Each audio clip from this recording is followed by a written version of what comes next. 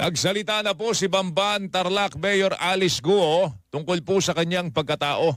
Sa inilabas na opisyal na pahayag ni Guo, sinabi ho niyang umiwas po siyang sumagot sa mga tanong sa pagdinig ng Senado dahil ayaw po niyang makaladkad sa isyu naman ng kanyang ama na ngayon po'y 70 taong gulang na, gayon din yung kanyang tunay na ina.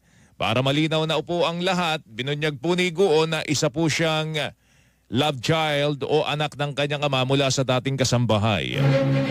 Bata pa lamang umano siya nang iwanan siya ng kanyang biological mother at pinalaki na iniwas sa mga bagay na magbibigay sa kanyang pagkakakilanlan sa labas ng kanilang hog raising farm.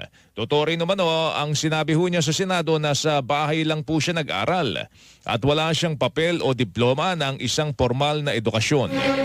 Nalaman na lamang din umano niya ang kanyang pangalan, ang pangalan ng kanyang ina nung siya'y teenager na